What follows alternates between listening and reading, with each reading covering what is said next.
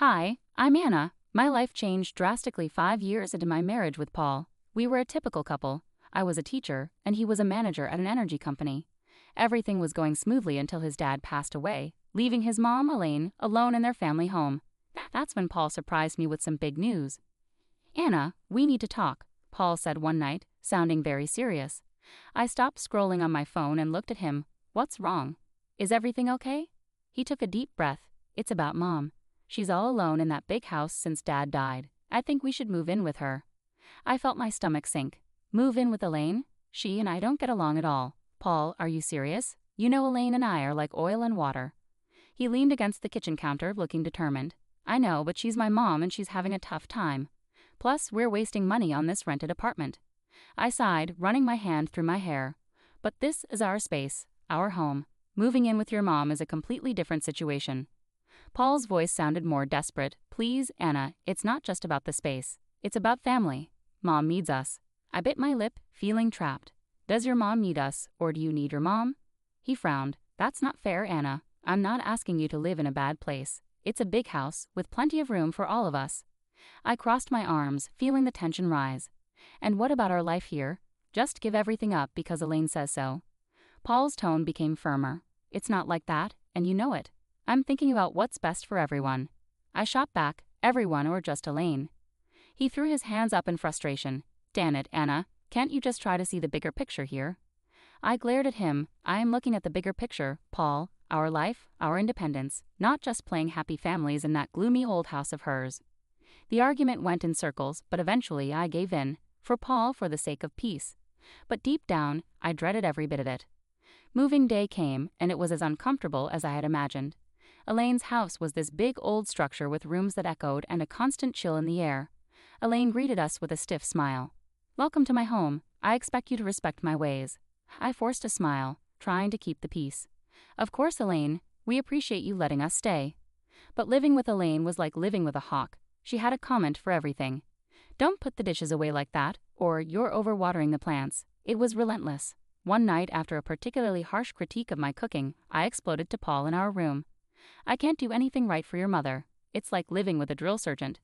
Paul rubbed his temples, looking equally frustrated. Anna, just give it time. She's old and set in her ways. I threw my hands up. Great, so we just tiptoe around her until the end of time. He didn't have an answer, and honestly, neither did I. This house, with its constant surveillance and Elaine's scrutinizing eyes, was suffocating. Life at Elaine's house was becoming more challenging by the day. Just when I thought I could manage, Paul dropped another bombshell. It was a quiet Sunday afternoon, and I was seeking solace in the garden when he approached me. Anna, we need to talk. I looked up, a knot forming in my stomach. What is it now, Paul? He took a deep breath. I think you should quit your job and stay home. We're spending a lot on a nurse and housekeeper for Mom. It would be more practical. I stood up, feeling anger flare up inside me. Quit my job? Paul, I love teaching. It's not just about the money. He ran his hand through his hair, sounding tense. I know, but think about it. It would make things easier here. I shook my head, feeling disbelief. So I just become a full-time maid and nurse? That's not the life I want. Paul's voice rose. It's not about what we want, Anna. It's about what's practical. My mom needs us. I glared at him. No, your mom needs you. I didn't agree to be her caretaker. He shot back. Well, things change, Anna. We need to adjust. That word felt like a slap. I cherished my job, my independence. This wasn't adjusting. This was sacrificing. You know what, Paul? Fine, I'll do it, but don't expect me to be happy about it. He sighed, seeming relieved. Thank you, Anna. It means a lot. But it didn't feel like a victory. It felt like I was losing a part of myself. Quitting my job was tough, and the days that followed were even tougher. Now I was a full-time housekeeper, nurse, and cook. Elaine, as always, had something to say about everything. One day I snapped. Elaine was criticizing the way I ironed her clothes, and I couldn't take it anymore. Elaine, can you just stop? I'm doing my best here, I said, my voice trembling with frustration. She looked surprised. Well, I'm sorry if I have standards, Anna. I threw the iron down. I'm not your servant, Elaine. I'm your son's wife. I'm here trying to help, and all you do is criticize me. There was a tense silence, and then Elaine's expression softened slightly.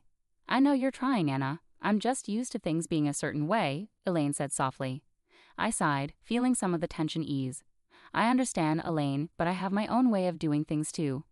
From then on, things improved slightly. Elaine toned down her criticisms, and I made efforts to respect her preferences. It was a fragile peace, but better than constant conflict. As time passed in Elaine's house, the atmosphere grew more strained, almost suffocating. Paul became increasingly distant and withdrawn. He was often late from work, and when he was home he seemed to disappear into the spare room as if it were his refuge. One evening, unable to bear the silence and distance any longer, I confronted Paul in the kitchen. "Paul, what's going on with you? You're hardly present, and when you are, it's like you're not even my husband anymore." He avoided eye contact, absent-mindedly stirring his coffee. "Work's a nightmare right now, Anna. Just piles of stress." I leaned against the counter, arms folded. "I understand stress, Paul, but it feels like you're shutting me out. You're physically here, but emotionally, you're somewhere else." He sighed heavily, still focused on his coffee. "I don't know what you want me to say, Anna. I'm overwhelmed with everything going on." I wanted to believe him, to empathize, but a part of me felt there was more to his distance. Then there was Lucy, Paul's sister, who seemed determined to add to the tension. Each visit from her felt like a test. She'd look around the house with disdain and comment, "Still stuck in this old place, huh?" I usually held my tongue, but one day her comments hit a nerve. "Not all of us have the luxury of relying on others, Lucy," I retorted. She cackled, her voice grating on my nerves. "Oh, look at you, playing the martyr in this creepy old house. Pathetic."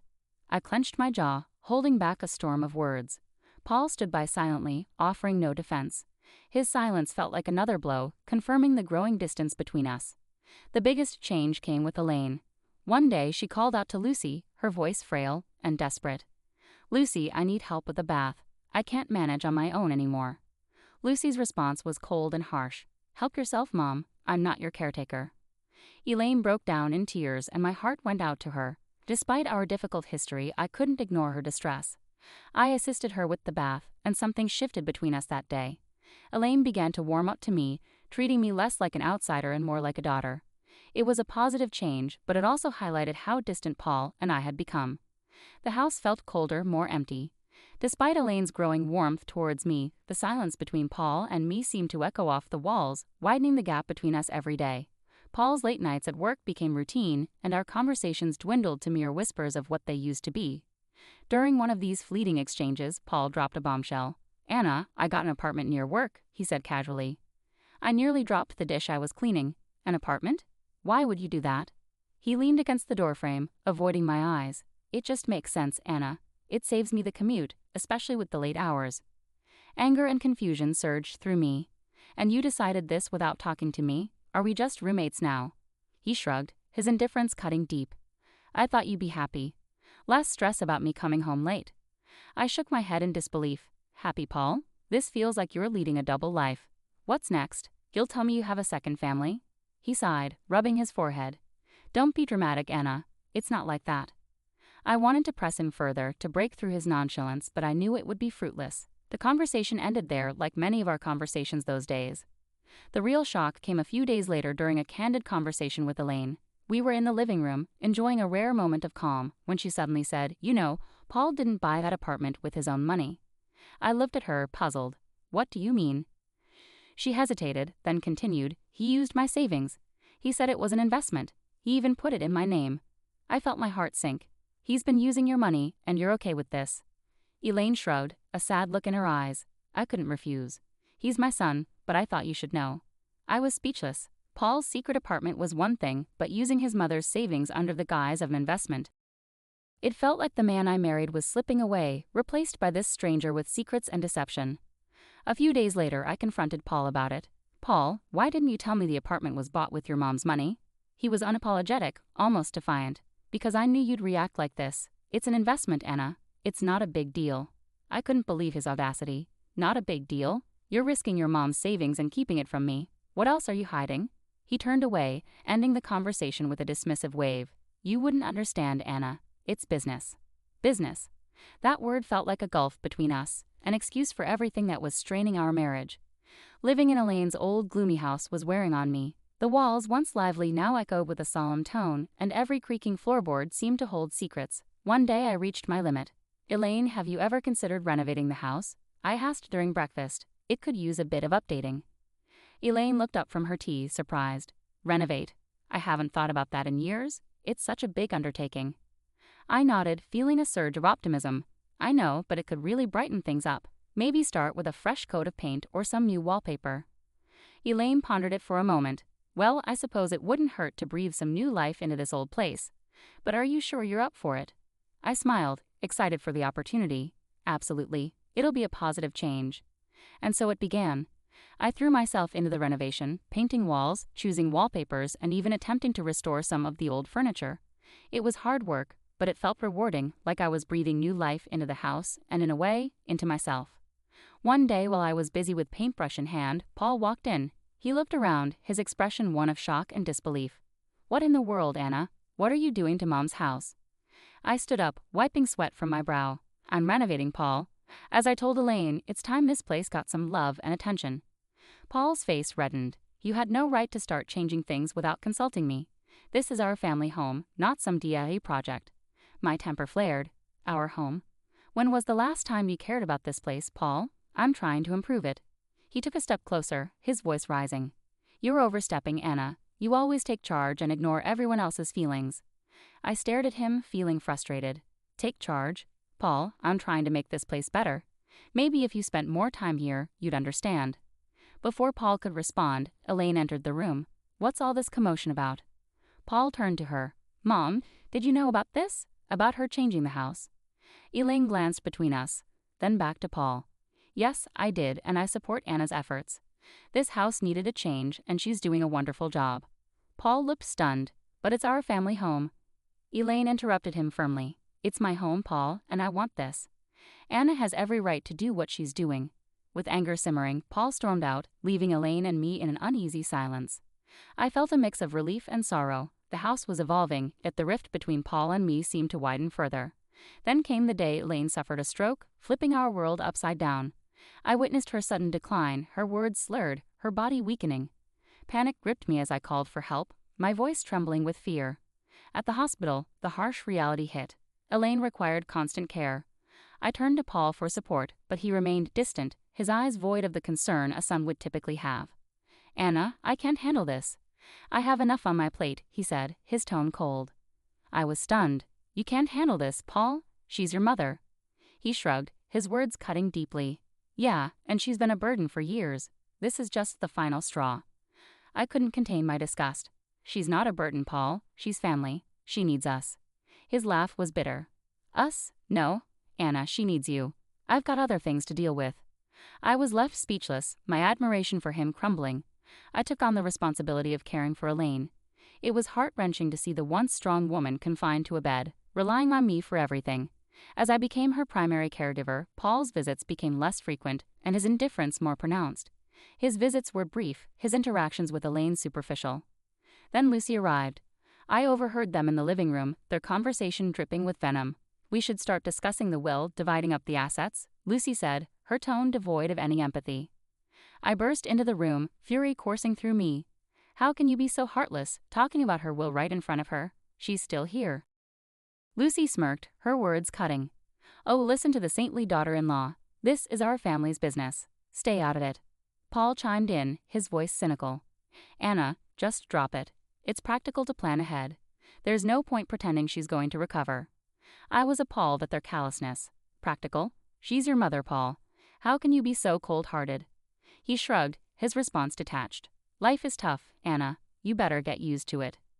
Turning away, my heart heavy with revulsion, I dedicated myself to Elaine's rehabilitation in the following weeks. To my surprise, she began to show signs of improvement. Her fingers twitched, her speech cleared, and she even managed a few steps.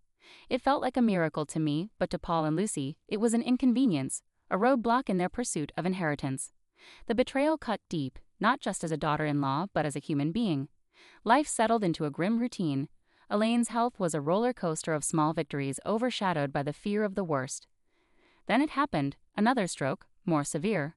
The call from the hospital felt like a blow to the stomach. Elaine didn't make it. The funeral was solemn. I stood by the grave, heart heavy, watching as people paid their respects. That's when Paul arrived, accompanied by a woman I didn't recognize, and two small children holding her hands. "Who's she?" I whispered to myself, staring at the unfamiliar woman. Paul approached, his expression unreadable. "Anna, this is Carol, my wife, and these are our kids." I felt stunned. "Your wife? When did this happen?" He shrugged, his voice cold. "A while ago. It's none of your business. Anna. Speechless, my mind raced. How could he do this, especially during Elaine's illness? Lucy was there too, her usual sneer on her face. Finally showing your true colors, Anna, she taunted. A bit late for that. I glared at her, my voice dripping with disdain. I was here for Elaine when you both abandoned her. Don't you dare judge me. Paul interrupted. Let's just get this over with. We have other matters to discuss. After the funeral, we gathered at Elaine's house for the will reading. Paul and Lucy hovered like vultures, eager for their share. The lawyer began reading the will, and then came the bombshell. Everything, the house, the money, was left to me. Paul's face shifted from smugness to disbelief. What the hell? This can't be right. Lucy was livid. This is outrageous. She was our mother. How could she leave everything to this nobody? I stood there, stunned, unsure how to process it all, relieved, yet hollow. Paul turned to me, his voice accusing. You must have manipulated her, turned her against us. I shook my head, frustration and hurt in my voice. I only cared for her, something you failed to do. The lawyer intervened firmly. Elaine's intentions were clearly stated in her will. Lucy stormed out, threatening, We'll contest this. We won't let her get away with this. As they left, I stood alone in the house that was now legally mine. The walls that had witnessed so much pain, betrayal, and love surrounded me. I looked around, feeling the weight of Elaine's final act of kindness and the sorrow of a fractured family. The house felt different now, as if it echoed Elaine's last wishes and the rift that had torn us apart. I sat there, holding the will, still trying to process everything. Elaine had left everything to me, and Paul and Lucy were furious about it. They stormed in the next day, visibly upset. You really think you can just take everything? Paul exploded as soon as he entered. I looked up, weary but firm. Elaine made her decision, Paul. It was her choice. Lucy was livid, shouting angrily. You manipulated a sick woman. We won't let you get away with this.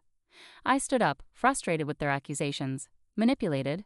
I cared for her, unlike both of you. She chose to leave it to me.